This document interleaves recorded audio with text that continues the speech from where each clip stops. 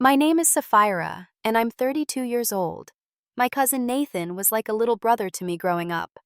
I watched helplessly as his older brother Jackson tormented him for years with their parents doing nothing to stop it. Actually worse than nothing. Aunt Maria actively favored Jackson, her precious golden child. Nathan finally escaped at 17, cutting all ties with his toxic family. Now, after 8 years of peace, they've suddenly reappeared, demanding reconciliation because Jackson claims he feels remorseful. If you're watching this video, let me know where you're from in the comments below, and please subscribe if family drama stories like this one resonate with you. I should start by explaining my relationship with Nathan. My mother and his mother, Aunt Maria, are sisters, and we lived in neighboring towns in Pennsylvania. Growing up, I spent nearly every weekend at their house or vice versa, so Nathan and Jackson were more like brothers to me than cousins. But even as a child, I noticed something wasn't right in their household. From the very beginning, it was clear that Aunt Maria had a favorite. Jackson, her firstborn, could do no wrong in her eyes. He was handsome, athletic, and charming when he wanted to be, especially around adults. 3 years younger, Nathan was quieter, more thoughtful, with a gentle soul and creative mind. In any normal family, both boys would have been appreciated for their unique qualities. But not in Aunt Maria's house. I remember Nathan's 8th birthday party. Aunt Maria had organized a superhero theme because Jackson liked superheroes, even though Nathan had begged for a dinosaur theme. When Nathan quietly mentioned his preference, Aunt Maria snapped, "Jackson says superhero parties are cooler, and he knows what other kids like better than you do." The hurt in Nathan's eyes was unbearable, but he just nodded and went along with it. That was Nathan always trying to keep the peace. Uncle Paul. Their father was a largely absent figure, both physically due to his demanding job as a hospital administrator and emotionally. When he was home, he deferred to Aunt Maria on all parenting decisions. "Your mother knows best," he would tell the boys whenever they appealed to him. Later, I would understand this as a form of emotional neglect, but at the time, it just seemed like Uncle Paul was very tired. The first serious incident of bullying I witnessed happened when Nathan was 7 and Jackson was 10. We were playing in the backyard when Jackson deliberately pushed Nathan off the swing set. Nathan fell hard, scraping his knees and hands badly enough to draw blood. When Nathan cried and told his mother what happened, Aunt Maria sighed impatiently. "Boys will be boys, Nathan. Jackson was just playing. You need to toughen up." Meanwhile, Jackson stood behind his mother, smirking at Nathan. I saw it clearly, that deliberate cruelty, but Aunt Maria was blind to it. That was the first time I realized something was seriously wrong in their household. As we got older, the pattern continued. Jackson would take or break Nathan's things, humiliate him in front of friends, or blame his own misbehavior on Nathan. And every time Aunt Maria would either dismiss it as normal sibling rivalry, or worse, somehow twist it to make Nathan the problem. "Nathan just doesn't understand how to get along with others," she would say. Or, "Nathan is too sensitive. Jackson is just trying to help him become stronger." These excuses became family mantras repeated so often that even Nathan started to believe there was something wrong with him, rather than with how he was being treated. By the time I was 14 and Nathan was 12, he had started confiding in me regularly. He would call me late at night, sometimes in tears, describing the latest torment from Jackson, or the newest way his mother had dismissed his feelings. I became his sounding board, his safe space, because I was one of the few people who believed him without question. I tried talking to my own parents about what I was seeing. My mother would frown and say, "Every family has their problems, Sapphira. It's complicated." Later, I would understand her reluctance to intervene was partly due to her own difficult relationship with her sister. My father was more direct. "Not our family, not our business." Their responses left me feeling powerless, but more determined to be there for Nathan. Looking back now, I can see that these early years were just the beginning of a pattern that would grow increasingly dangerous for Nathan. The seeds of favoritism planted in childhood would blossom into something much darker as the boys entered adolescence. And the dismissive attitude of both parents toward Jackson's behavior would enable years of escalating abuse that would eventually drive Nathan to a desperate decision. But at the time, we were just kids trying to navigate a complex family dynamic that none of us fully understood. Nathan was learning that home wasn't safe. Jackson was learning he could get away with anything, and I was learning that adults didn't always protect the children in their care. These were harsh lessons that would shape all of our lives in ways we couldn't yet imagine. When Nathan entered Oak Ridge Middle School at 11, things took a darker turn. Jackson, now 14 and in 8th grade at the same school, had the perfect opportunity to extend his torment beyond the walls of their home. And he seized it with a calculating precision that still chills me to think about. Jackson began a campaign of social sabotage. He would tell other kids that Nathan wet the bed or had embarrassing medical conditions. None of it was true, of course, but middle schoolers aren't known for fact-checking gossip, especially when it comes from a popular older student. One incident stands out vividly in my memory. Nathan had finally made friends with a boy named Elias, who shared his interest in science.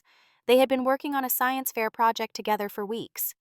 Then suddenly, Elias stopped talking to Nathan. When Nathan finally confronted him, Elias reluctantly admitted that Jackson had shown him fake messages that appeared to be from Nathan saying cruel things about Elias behind his back. "How could Jackson even do that?" Nathan asked me tearfully over the phone that night. I later learned Jackson had simply created a fake social media account in Nathan's name. It was devious and deliberate, aimed at isolating Nathan completely. And it worked. By 7th grade, Nathan ate lunch alone most days and had stopped trying to make new friends. At home, things were no better. Jackson had become adept at tormenting Nathan in ways that left no evidence. He would steal Nathan's completed homework, causing Nathan to get zeros and detentions. When Nathan accused him, Jackson would put on a performance of wounded innocence that convinced their mother every time. "Why would Jackson need to steal your homework?" Aunt Maria would scoff. "He gets straight A's without even trying. You're just making excuses for your own irresponsibility." This was another pattern. Jackson was naturally successful at everything, while Nathan was expected to work twice as hard for half the recognition. When Jackson won a basketball tournament, Aunt Maria threw a party and invited the whole family. When Nathan won a regional science competition, she merely nodded and said, "That's nice, just don't let it distract you from your regular schoolwork." Nathan began showing signs of depression and anxiety during these years. He became withdrawn and jumpy. He developed stomach problems that would flare up Sunday nights before school started again. A school counselor called Aunt Maria to express concern, but she dismissed it entirely. "Nathan has always been dramatic," she told the counselor. "He's just looking for attention because his brother is doing so well." Family gatherings became nightmares for Nathan. Jackson would put on a show of being the perfect son and brother when other adults were watching, then whisper threats or insults when no one could hear. I started positioning myself as Nathan's shadow at these events, trying to provide some protection, but I couldn't be everywhere. Thanksgiving at their house when Nathan was 13 was particularly awful. Nathan had spent weeks working on a detailed model of a DNA strand for his science class, painstakingly constructing it in the family garage. The night before it was due, Jackson accidentally knocked it off the workbench, shattering it beyond repair. When Nathan broke down in tears at the dinner table the next day, Aunt Maria was furious. "You're ruining Thanksgiving with your sulking," she scolded, while Jackson ate pumpkin pie with a satisfied smile. "It was just an accident, and it was just a school project. Family is more important." Uncle Paul did try to intervene occasionally during these years, but his attempts were half-hearted at best. "Jackson, be nicer to your brother," he would say mildly, then return to his newspaper or laptop. When Maria contradicted him or Jackson ignored him, he never pushed the issue. His failure to protect Nathan was in some ways even more devastating than Aunt Maria's active favoritism. A father is supposed to protect his children, but Uncle Paul had abdicated that responsibility entirely. By the end of 8th grade, Nathan had become a shadow of his former self. The bright, curious boy who had loved science and art was now anxious, withdrawn, and deeply unhappy. And the worst was yet to come, as both boys moved on to high school, where Jackson's torment would escalate from psychological to physical, pushing Nathan closer to his breaking point. High school should have been a fresh start for Nathan, But with Jackson as a senior at Jefferson High when Nathan entered as a freshman, the torment only intensified. Jackson had established himself at the top of the social hierarchy, captaining the basketball team and dating a cheerleader. He used his influence to ensure Nathan's high school experience was a daily nightmare. "Don't talk to the freshman with the Star Trek backpack," Jackson told his teammates. "My brother's a total loser. He'll contaminate you with his weirdness." Just like that, Nathan was blacklisted by the popular crowd, a social pariah, before he'd even had a chance to make his own impression. But the psychological warfare was just the beginning. During Nathan's freshman year, Jackson began getting physical. It started with accidental shoves in the hallway that sent Nathan crashing into lockers. Then came harder pushes, tripping, and once a basketball deliberately hurled at Nathan's face during a required gym class, resulting in a bloody nose that the coach dismissed as just part of the game. At home, the violence escalated too. Jackson, now physically towering over his younger brother, would wait until their parents were out to corner Nathan. He would twist Nathan's arm behind his back or hold him down and threaten him. "Tell anyone and it gets worse," became Jackson's mantra. Nathan, terrified and believing from years of conditioning that no one would help him anyway, kept silent about the worst abuses. One incident during Nathan's freshman year stands out in my memory as particularly horrific. Aunt Maria and Uncle Paul had gone to a weekend wedding, leaving Jackson in charge despite my mother offering to have Nathan stay with us. That Saturday night, Jackson invited friends over for a party strictly against his parents' rules. When Nathan threatened to tell their parents, Jackson and two of his friends dragged Nathan to the basement, locked him in the utility closet, and left him there for hours while they partied upstairs.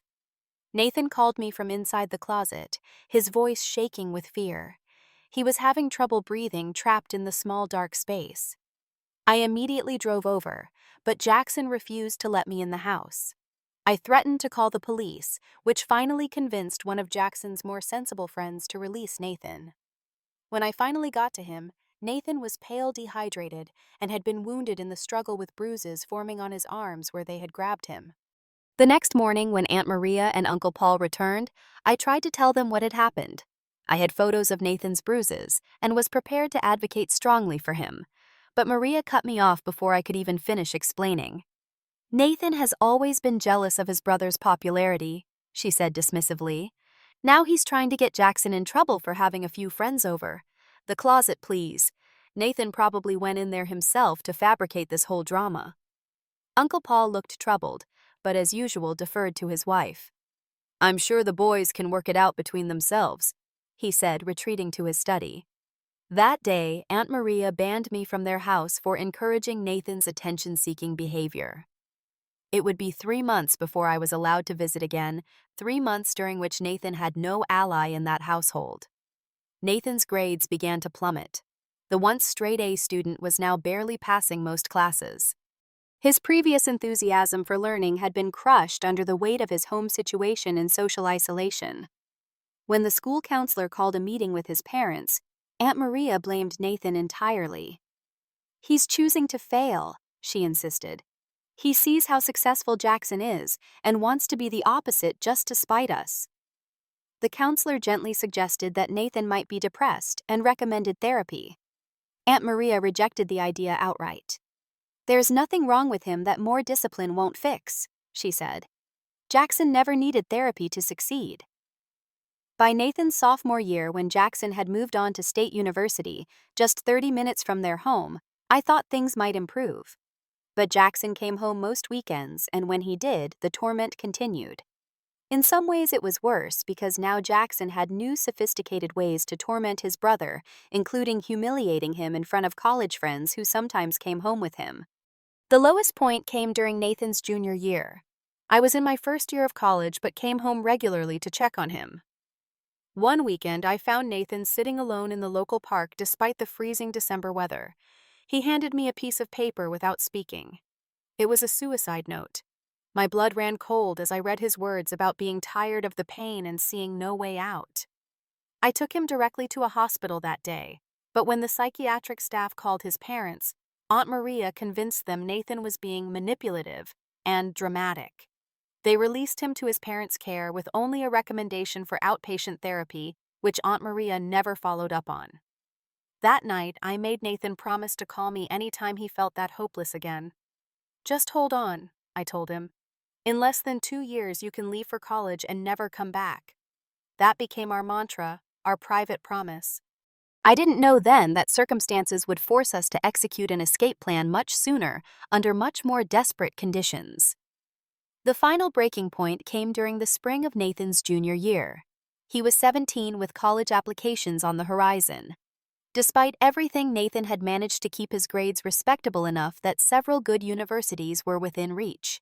He had been secretly staying late at school to use the library computers, researching colleges far from home and working on application essays. It was his ticket out, his hope for the future. Jackson, home for spring break from his junior year of college, discovered Nathan's college essays saved on the family computer. They were personal, revealing essays about overcoming adversity that hinted at the true nature of their family dynamics. Jackson was furious. While Nathan was at school, Jackson deleted all of Nathan's essays from the computer. But that wasn't enough for him. He also found and destroyed the acceptance letter Nathan had hidden in his room from a summer science program that would have allowed him to escape the house for 8 precious weeks. When Nathan discovered what Jackson had done, something inside him finally snapped. Years of suppressed rage burst forth. For the first time in his life, Nathan confronted Jackson, physically shoving him and demanding he admit what he'd done. Jackson, larger and stronger, retaliated instantly. The fight that ensued was brutal and one-sided. By the time it ended, Nathan had a broken arm, his glasses were shattered, and his face was bloodied. The noise had brought Aunt Maria running, only to find Nathan curled on the floor while Jackson stood over him. What happened next was perhaps the most devastating betrayal of all. Rather than rushing to help her injured son, Aunt Maria turned on Nathan. "What did you do to provoke your brother?" she demanded, helping Jackson as if he were the victim. "Look at you attacking Jackson when he's home for such a short visit. What is wrong with you?" Uncle Paul, arriving home from work during the aftermath, looked at his younger son's broken arm and swollen face, and finally spoke up. "Maria, the boy needs a hospital. This has gone too far." But even as they drove Nathan to the emergency room, the narrative had already been established. This was Nathan's fault. He had attacked Jackson. He had finally shown his true colors, as Aunt Maria put it. At the hospital, Nathan texted me from an exam room while his parents were speaking to the doctor. His message was brief: "I need out. Tonight. Please help me." I was in my dorm room 2 hours away, but I immediately called my roommate's parents, the Hendersons, who lived in a town about 4 hours from Nathan's home. They were kind people who had heard bits and pieces of Nathan's situation from me over the years. Without hesitation, they agreed to take him in. "Tell him we have a spare room," Mrs. Henderson said. "He can stay as long as he needs to." That night, after Nathan was released from the hospital with his arm in a cast, his parents brought him home and then committed their final act of neglect. They went to bed, leaving him alone with his thoughts and pain. They didn't even bother to check if he might need pain medication during the night, or help with basic tasks due to his broken arm. At midnight, I pulled up 2 blocks from their house in my old Honda. Nathan was waiting in the shadows with a single backpack containing everything he felt he needed to start a new life: some clothes, his school documents, and a few cherished books. He had left a note for his parents, brief and to the point: "I'm leaving. Don't look for me. I'll be safe." The drive to the Hendersons' house was mostly silent. Nathan, exhausted and in pain, slept fitfully in the passenger seat. When he was awake, he would stare out the window, occasionally wiping away silent tears.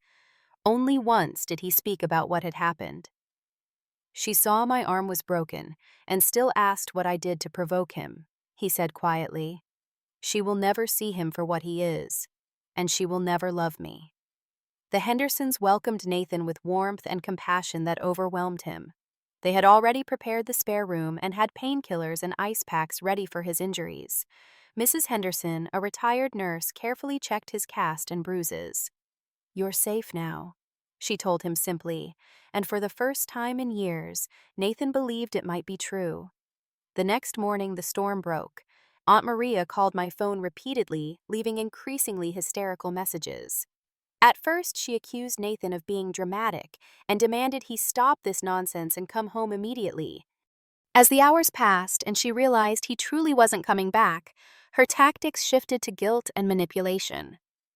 "How could he do this to us, after everything we've done for him?" she wailed in one message. "Jackson is devastated. We're a family. Families stay together." When these approaches failed, she turned to threats. She would call the police. She would report him as a runaway. She would have him brought home in handcuffs if necessary. But Nathan was 17, old enough in their state that the police wouldn't forcibly return him to an abusive home, especially with his documented injuries. When Aunt Maria finally did call the authorities, they interviewed Nathan at the Hendersons' home and determined he was safe and had legitimate reasons for leaving. The final escalation came when Aunt Maria and Uncle Paul, with Jackson in tow, showed up at the Hendersons' house unannounced. The confrontation that followed was ugly. Aunt Maria alternated between pleading and threatening. Uncle Paul mostly looked lost. And Jackson, in a performance that would have won an Oscar, played the role of the heartbroken, confused brother who couldn't understand why Nathan would abandon their happy family. Nathan, supported by the Hendersons and me, stood his ground. When his mother reached for him, he flinched away from her touch, a reflexive movement that spoke volumes about the damage that had been done. "I want a restraining order," he said quietly when they finally left. It was the most difficult decision of his young life, but with the help of a pro bono lawyer found by Mr. Henderson, Nathan got his wish. His parents and brother were legally prohibited from contacting him. That first year was incredibly hard. Nathan finished his junior year at a new high school while living with the Hendersons. He had nightmares and anxiety attacks. There were days when the grief for the family he should have had but never did would overwhelm him. But slowly, with therapy and the consistent support of people who truly cared for him, Nathan began to heal. And in the process, he learned something crucial. Family is not just about blood. Sometimes the family you choose is the one that truly saves you. The next 8 years were a journey of growth and healing for Nathan. After graduating high school with honors from his new school, he was accepted to Berkeley with a partial scholarship. The distance from Pennsylvania to California was a physical manifestation of the emotional distance he needed from his biological family. "I feel like I can breathe for the first time," Nathan told me during his first semester. "No one here knows me as Jackson's little brother or Maria's problem child. I'm just Nathan." College proved transformative. Nathan thrived in the computer science program, finding his passion in software development. More importantly, he found friends who appreciated his intelligence, kindness, and quirky sense of humor qualities that had been dismissed and suppressed in his childhood home. Therapy was a crucial part of Nathan's healing journey. For the first 2 years, he attended weekly sessions with Dr. Abrams, a specialist in family trauma. She helped him understand that the abuse wasn't his fault, that his parents' failure to protect him was their failure, not his. Most importantly, she helped him work through the complicated grief of losing a family while they were still alive. "I keep expecting to stop missing them," Nathan confessed during one of our video calls in his sophomore year. "Is that weird? To miss people who hurt you so badly?" "It's not weird at all," I assured him. "You're not missing who they actually were. You're missing who they should have been. The parents who should have loved you unconditionally. The brother who should have protected you rather than tormented you." Through our regular calls and my visits to California when I could afford the flight, I watched Nathan transform. The anxious, withdrawn boy became a confident, compassionate man. He developed healthy boundaries and began to trust his own judgment again. He even started dating during his junior year, cautiously at first, then with growing confidence as he learned that vulnerability didn't always lead to pain. Through mutual family connections, we occasionally heard news of Jackson and his parents. Jackson had graduated with a business degree and joined a prestigious firm in Philadelphia. He married his college girlfriend in a lavish ceremony that Aunt Maria described as the wedding of the century in her Christmas cards, which she still sent to my parents, even though they had minimal contact otherwise. Uncle Paul took early retirement due to health issues, becoming even more withdrawn and passive, and Aunt Maria continued to center her life around Jackson's achievements, now expanded to include her grandchildren, twin boys born in the 6th year of Nathan's absence. "Jackson is such a wonderful father," she gushed to my mother during a rare phone call. "So patient and loving with the boys. He's always been good with children." When my mother relayed this to me, I felt physically ill at the rewriting of history. Jackson, who had tormented his own brother for years, was now being portrayed as a natural parent. It was a stark reminder of how complete the denial remained. Nathan, meanwhile, built a life that would have been impossible had he stayed. After graduating with honors, he was hired by a tech startup in San Francisco. His innovative work earned him rapid promotions and financial security. By 25, he had his own apartment in the city, with a view of the Golden Gate Bridge, a far cry from the basement closet where his brother had once imprisoned him. More important than his professional success was the family Nathan built for himself. The Hendersons remained a constant in his life, like surrogate parents who showed him what healthy family love actually looked like. He developed close friendships with a tight-knit group of fellow developers who shared his interests and valued his perspective. And at 26, Nathan met Daniel, a kind, steady architect who saw Nathan's past not as damage, but as the forge that had created his strength and empathy. Their relationship flourished, built on mutual respect and open communication, everything Nathan's family relationships had lacked. Throughout these years, Nathan maintained his firm boundary of no contact with his parents and Jackson.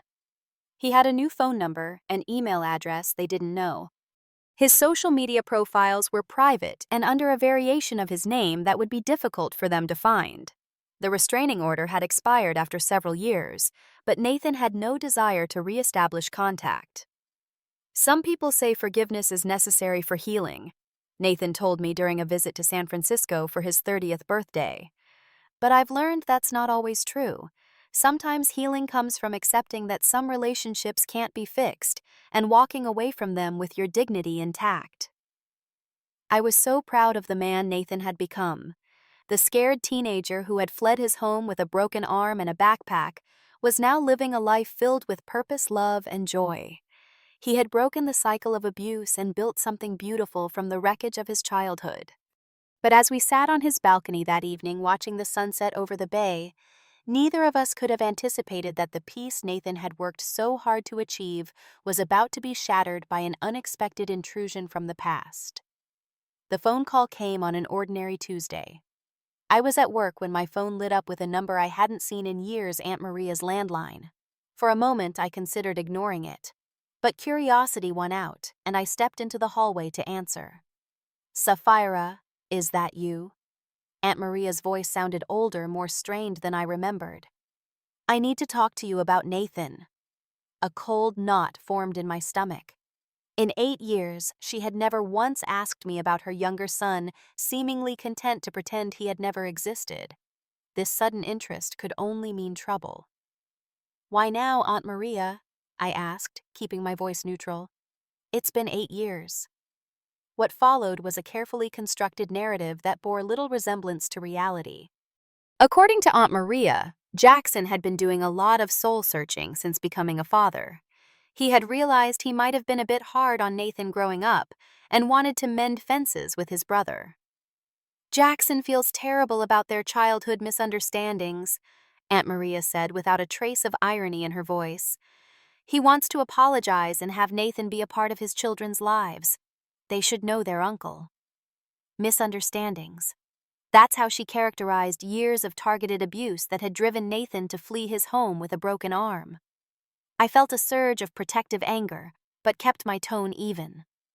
"Nathan has a life now, Aunt Maria. A good life that doesn't include Jackson or you and Uncle Paul. I think you need to respect that." Her voice hardened. "Family is family, Sapphira. Nathan needs to get over the past and stop holding grudges. It's not healthy. Jackson is ready to forgive and forget. Nathan should be too." The conversation continued in this vein, with Aunt Maria revealing she had somehow obtained Nathan's workplace address in San Francisco. She informed me that Uncle Paul and Jackson were planning a trip to surprise Nathan and facilitate a reconciliation. "Please don't do this," I warned. "Nathan doesn't want contact. Showing up unannounced at his workplace is a terrible idea." But Aunt Maria had always been selective about which parts of reality she acknowledged. "He'll be happy to see us once the initial shock wears off," she insisted. "Deep down, he must miss his family." After the call ended, I immediately tried to reach Nathan to warn him, but he was in meetings all day.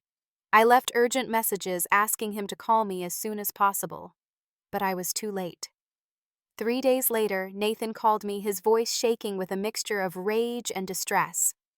"They ambushed me, Sapphira, at my office, in front of everyone."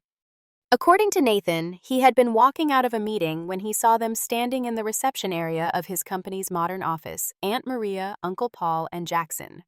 For a moment, he thought he was hallucinating his past, intruding impossibly into his carefully constructed present.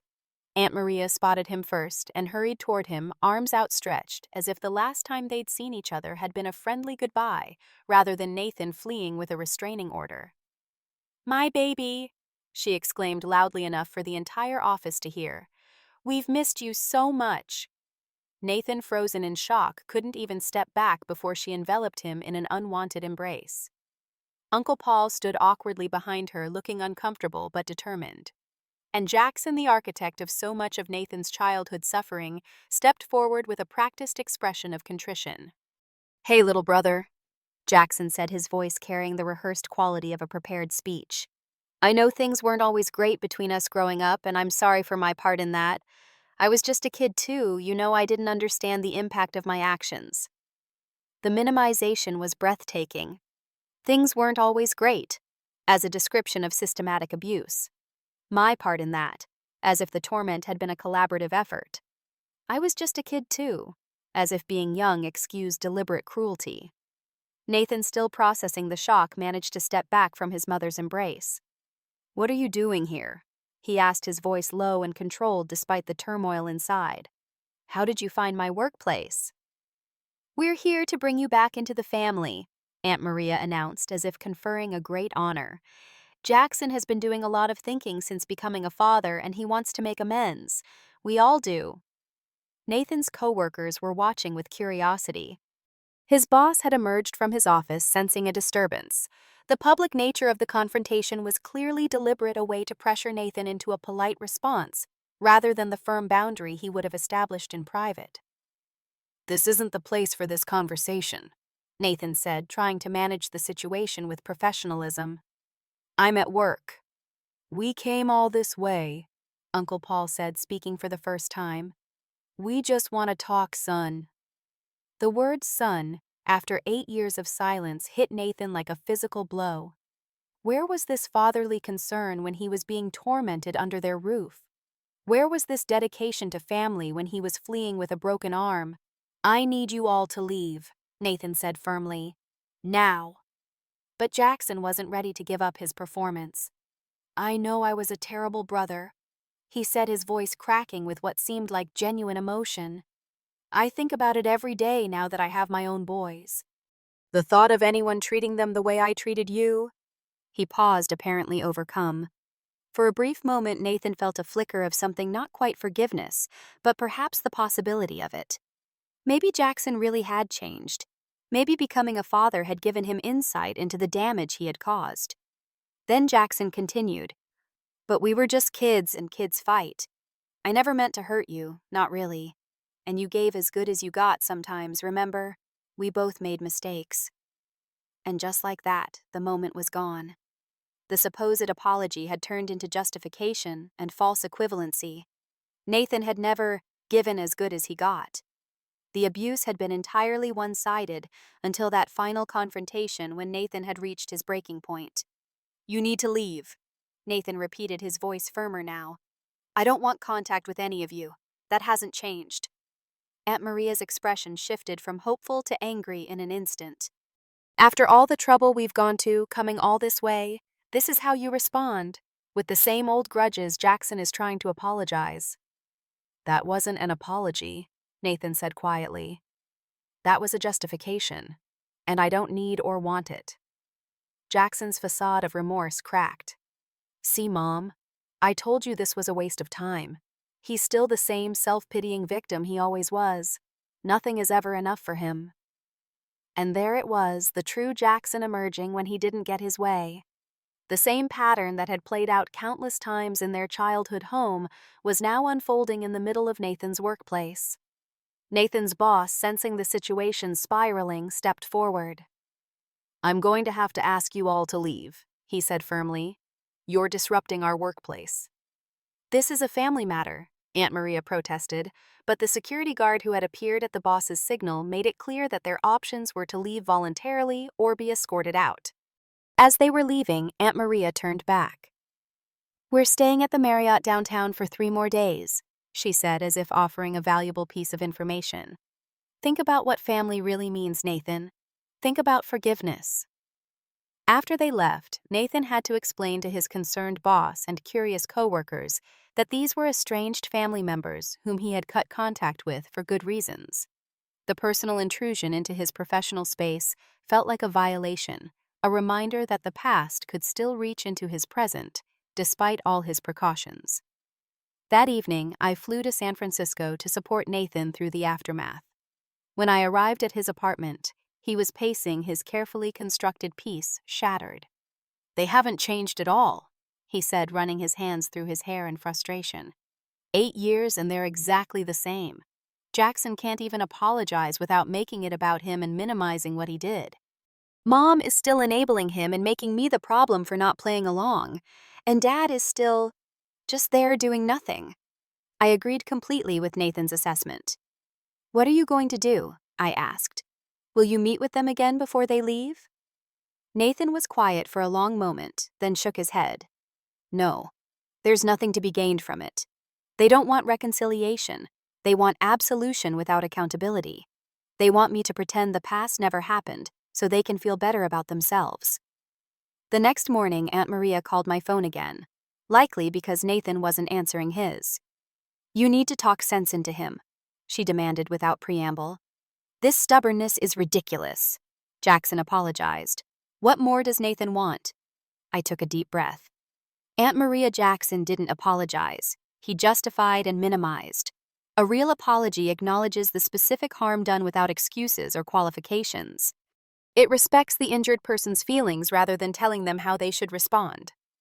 "That's just semantics," she dismissed. "The point is, he's willing to move forward. Nathan needs to do the same." "No, he doesn't," I said firmly. "Nathan doesn't owe any of you his time or forgiveness. He's built a good life without you, and he has every right to protect that life from people who hurt him." Aunt Maria's voice turned cold. "I see you're still encouraging his victim mentality. I had hoped you'd matured, Sapphira." The call ended shortly after, with Aunt Maria threatening that the family would take action if Nathan continued to behave irrationally. What that action might be was unclear, but the threat itself was telling. Even now, they saw Nathan's boundaries not as legitimate protection, but as an offense against them that warranted retaliation. After 3 days of increasingly desperate messages from Aunt Maria alternating between pleas and threats, the family returned to Pennsylvania without having seen Nathan again. But their brief intrusion had reopened old wounds and forced Nathan to confront feelings he had worked hard to process and move beyond. "I thought I was past all this," he confessed as we sat in his living room the night before I was due to fly home. But seeing them again, hearing Jackson's non-apology feeling, Mom tried to hug me as if she had ever protected me when it mattered. It brought it all back. I squeezed his hand. "Healing isn't linear," I reminded him. "And sometimes we need to reinforce our boundaries when they're tested." Nathan nodded slowly.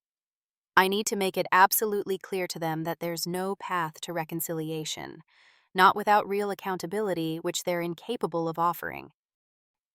And so, with the support of his therapist and loved ones, Nathan prepared to set his final boundary, one that would leave no room for misinterpretation or false hope. In the days following his family's ambush at his workplace, Nathan struggled with a resurgence of anxiety and sleep disturbances. Flashbacks of his childhood trauma, which had become less frequent over the years, returned with renewed intensity. The carefully constructed peace he had built was temporarily shaken.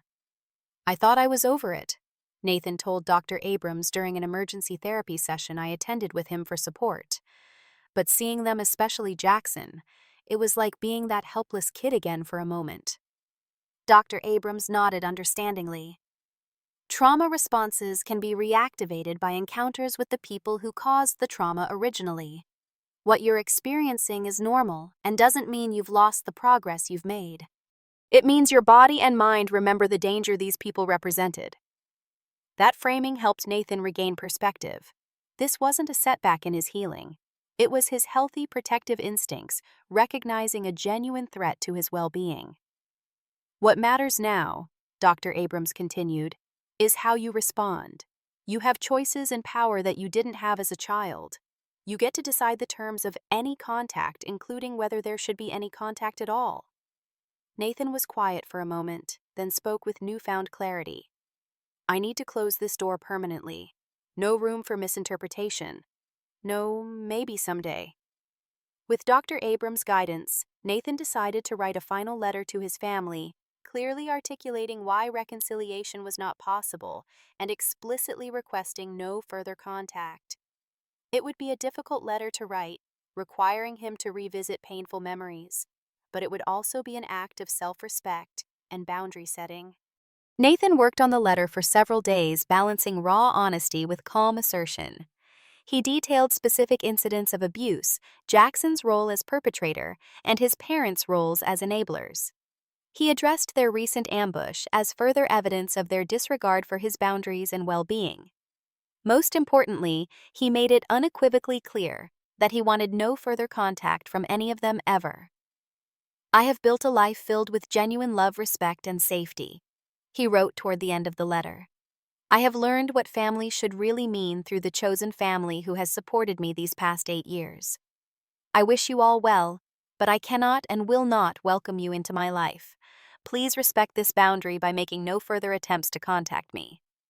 After careful consideration, Nathan decided to send the letter by certified mail to ensure it was received with copies sent separately to his parents' home and to Jackson's address. He wanted no ambiguity, no opportunity for them to claim ignorance of his wishes. Jackson's response came within days, confirming that Nathan's decision to cut contact permanently was the right one. Far from showing genuine remorse, Jackson's angry email revealed that nothing had fundamentally changed. "Always the victim, aren't you?" Jackson wrote. "Can't even accept a sincere apology without turning it into some big dramatic production. This is why I couldn't stand you growing up. Everything always had to be about you and your feelings." The email continued with more vitriol, accusing Nathan of being mentally unstable, ungrateful, and determined to punish everyone forever. It concluded with, "Fine, have it your way. We don't need your negativity in our lives anyway. My kids don't need to know they have such a pathetic uncle." Nathan forwarded the email to me without comment. He didn't need to add anything. Jackson's words spoke for themselves. The remorseful brother who supposedly wanted reconciliation had revealed his true nature the moment he was denied what he wanted. The abusive pattern remained unchanged. Aunt Maria's response was more persistent but equally revealing. She called mutual family members, trying to rally them against Nathan. "He's breaking his father's heart," she told my mother tearfully. "Paul isn't well, and all he wants is to reconcile with his son before it's too late. Nathan is being cruel and selfish." This manipulation might have worked in the past, but most of the extended family had seen enough over the years to recognize the dysfunction at play. My mother, who had once been reluctant to interfere, now firmly told her sister, "Maria, you and Paul failed to protect Nathan when he needed you. You don't get to demand his forgiveness now just because it would make you feel better." Uncle Jim, Maria's own brother, was even more direct. "You enabled Jackson's abuse for years," he told her. "You're lucky Nathan turned out as well as he did, no thanks to you. If he doesn't want contact, that's his right, and I support him completely." This unexpected support from extended family members was healing for Nathan in a way he hadn't anticipated. After years of being the family scapegoat, having others validate his experience and respect his boundaries felt like a form of long-delayed justice. A few relatives did side with Maria and Jackson, particularly those who had only heard their version of events. They sent Nathan messages urging him to let bygones be bygones and forgive for his own sake. Nathan didn't respond to these messages, recognizing that engaging would only invite further argument and invalidation. As the weeks passed and the immediate crisis subsided, Nathan began to feel a sense of closure that had eluded him before. The confrontation, painful as it was, had given him the opportunity to set a clear, firm boundary as an adult, rather than the terrified teenager he had been when he first fled home. "I kept thinking I should feel guilty," Nathan told me during one of our regular video calls a month after sending the letter. "That's what they trained me to feel, right? That I was responsible for everyone else's feelings and for keeping the family together. But I don't feel guilty anymore. I feel free." That freedom manifested in tangible ways. Nathan had been considering a job offer from a tech company in Austin that would advance his career significantly, but he had hesitated partly due to irrational fears about being further from California, which had become his safe haven. After the confrontation and its resolution, he accepted the position, confident in his ability to build a secure life wherever he chose. His relationship with Daniel deepened as well. The experience of having Daniel's unwavering support during the family crisis had shown Nathan that his partner was someone he could truly count on. 6 months after the confrontation, they moved in together, combining their lives in a way Nathan had once feared might make him vulnerable. A year after the failed reconciliation attempt, Nathan and I flew to Philadelphia for a wedding. It was his first time back in Pennsylvania since he had fled 8 years earlier. There was a risk of running into his family given the relatively close-knit community, but Nathan felt ready to face that possibility. "They don't have power over me anymore," he said as our plane landed.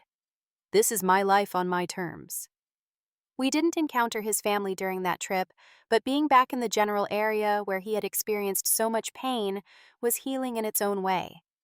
Nathan visited some of the positive places from his childhood, reclaiming good memories that had been overshadowed by trauma.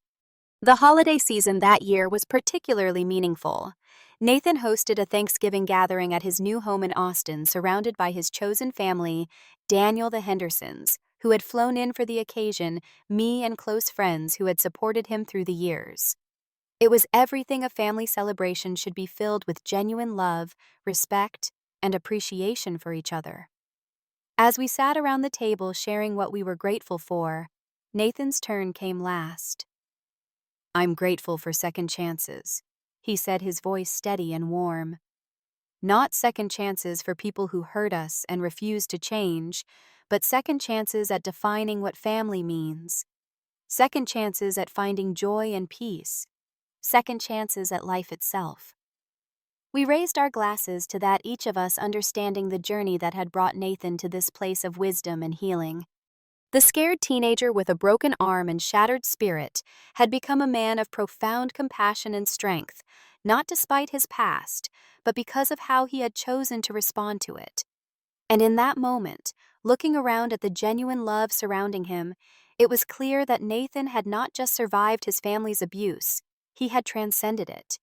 He had broken the cycle and built something beautiful from the wreckage of his childhood. That was his true victory, more powerful than any confrontation or vindication could ever be. What would you do if you were in Nathan's position? Would you have maintained the boundary or tried to reconcile with family members who showed little genuine remorse? I believe that sometimes the healthiest form of forgiveness is releasing ourselves from toxic relationships rather than inviting harmful people back into our lives. If this story resonated with you, please like, share, and subscribe to hear more stories about healing from family trauma. Your comments mean the world to me, especially if you've walked a similar path or helped someone who has. Thank you for listening, and remember, family should be defined by love and respect, not merely by blood.